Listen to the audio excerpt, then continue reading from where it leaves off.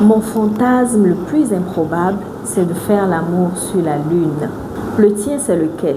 Écris-le en commentaire.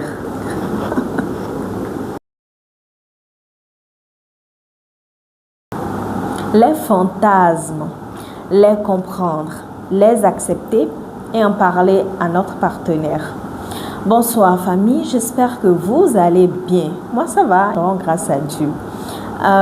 J'espère que vous avez lu ma vidéo précédente, que vous avez liké, partagé et que vous vous êtes abonné pour m'encourager. Aujourd'hui, nous allons parler de fantasmes qui malheureusement reste et demeure un sujet tabou et délicat à aborder au sein de nos couples. Alors, les fantasmes sont en réalité un aspect de nos désirs profonds et sincères. Mais malheureusement, ils peuvent également susciter de la confusion ou de la gêne. Et dans cette vidéo, je vais vous expliquer pourquoi il est important de les comprendre, de les accepter soi-même et ensuite, surtout, de pouvoir en parler avec notre partenaire. Tout d'abord, qu'est-ce que c'est qu'un fantasme? Un fantasme, c'est tout simplement une pensée ou une image morale. Ça peut être encore un scénario, mais dans lequel, en fait, vous êtes le scénariste. Je veux dire, s'il fallait établir une différence entre un rêve et un fantasme, on dira simplement que le rêve, tout ce qui se passe dans un rêve est totalement hors de contrôle. Tandis que pendant votre fantasme, vous pourriez être à la fois le scénariste, le réalisateur ou même le producteur plus tard, si vous avez l'intention d'assouvir ce fantasme-là. Ça veut dire que c'est vous qui décidez de tout ce qui se passe dans votre fantasme. C'est pourquoi les fantasmes sont différents allant d'une personne X à une personne Y.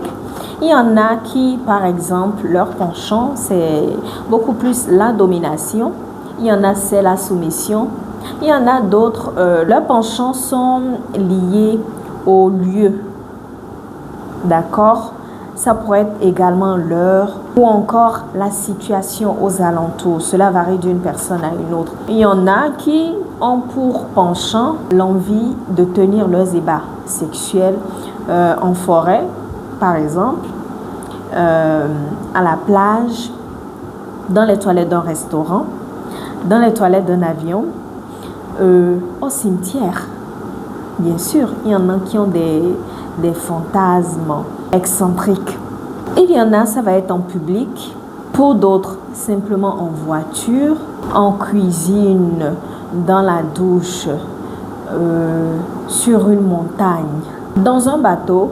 Cela va totalement dépendre de la personne. Il est totalement propre à chacun. C'est pourquoi il est important soi-même de pouvoir comprendre ces fantasmes. Autrement, vous ne réussirez point à l'expliquer, ni même à avoir le culot d'en parler à votre partenaire. Vous vous demanderez certainement comment est-ce que ça se fait.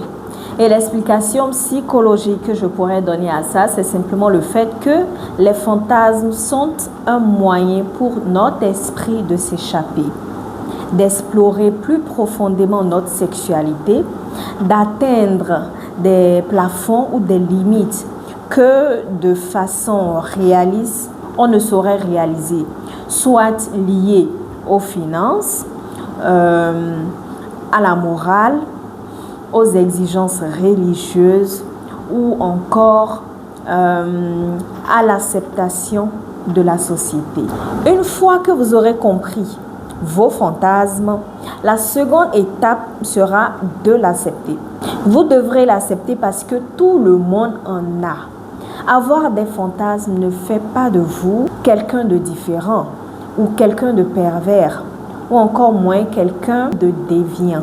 Tout le monde, sans exception, a des fantasmes. Et tel que je vous l'ai expliqué, il varie d'une personne à une autre. C'est pourquoi vous devrez vous dire que votre fantasme pour lequel vous ressentez de la gêne n'est peut-être rien comparé ou n'a peut-être absolument rien d'étrange ou de bizarre comparé au fantasme d'une autre personne si cette personne-là avait le courage de vous raconter apprécie. Donc, guys, assumez vos fantasmes. Ensuite, la prochaine étape, ça va être de savoir faire la part des choses. Il y a ce qu'on appelle rêve, ok? Il y a ensuite ce qu'on appelle fantasme. Et il y a ensuite les limites qu'il faut éviter de franchir. Vous devrez apprendre à faire la part des choses entre des fantasmes que vous avez le droit de réaliser et des fantasmes pour lesquels vous devrez mettre une croix et y résister. Il serait mieux pour vous et pour votre société que ces fantasmes-là restent dans vos fantasmes. Vous avez le droit d'avoir des fantasmes, mais vous n'avez pas le droit de tous les assouvir. Surtout lorsqu'ils peuvent porter atteinte à la dignité d'une autre personne, à la santé d'une autre personne, encore moins à la vie d'une autre personne. Vous devrez absolument pouvoir faire le tri entre ce que vous avez le droit de faire ou pas, en tenant compte bien sûr de vos propres convictions d'abord, ensuite celles de votre religion, de vos croyances, de la loi, mais surtout et par-dessus tout, du consentement de votre partenaire. La prochaine étape, c'est l'étape de la confidence. Le moment où vous devrez trouver le moyen d'en parler à votre partenaire, lui soumettre vos fantasmes et que ce soit mutuel et réciproque. Cela vous permettra de mieux vous connaître, d'augmenter votre complicité, mais surtout de renforcer votre intimité, ce qui est le plus important. Faites tout de même l'effort de ne pas être maladroit et de savoir identifier le moment propice. Vous devez chacun garder une oreille d'écoute et une certaine ouverture d'esprit pour ne pas juger les fantasmes de l'autre. Parlez en toute liberté en montrant surtout à l'autre, votre partenaire, qu'il ou qu'elle n'est pas obligé de se soumettre à la réalisation de vous, votre fantasme, tant que lui, en face ou elle, ne serait pas réellement consentante. C'est-à-dire que l'acceptation de l'autre ne soit pas par obligation ou par compassion, juste pour vous garder peut-être dans la relation. Non, il faudrait que ce soit un fantasme partagé, que le vôtre soit tentant pour elle ou pour lui et que cela soit vice-versa pour les fantasmes de l'autre également. Sachez également que vous n'êtes pas obligé, lorsque c'est votre partenaire qui vous confie, qui vous soumet ses fantasmes, vous n'êtes pas obligé de l'aider à les réaliser. Vous n'êtes pas obligé de vous soumettre à ces fantasmes-là tant que vous n'êtes pas à l'aise avec cette idée que ce scénario-là ou simplement ce fantasme ne corresponde pas avec vos convictions, vos croyances religieuses, vos principes ou simplement vos envies. Vous n'êtes pas obligé de faire quoi que ce soit de sexuel juste pour retenir votre partenaire ou pour l'aider lui à assouvir ses pulsions. Pour conclure, je vais tout simplement vous demander de vous rappeler que les fantasmes sont une partie normale et naturelle de notre intimité, qu'ils ne représentent pas et ne définissent pas qui nous sommes en réalité, mais qu'ils peuvent enrichir notre vie intime.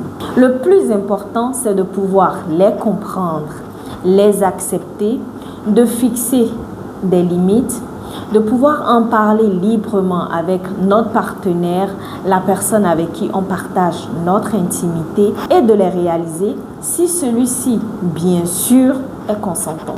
Merci d'avoir regardé cette vidéo. N'oubliez pas de liker, de partager et de vous abonner. Prenez soin de vous, prenez soin de votre partenaire. Je vous fais plein de câlins, plein de bisous. Ciao!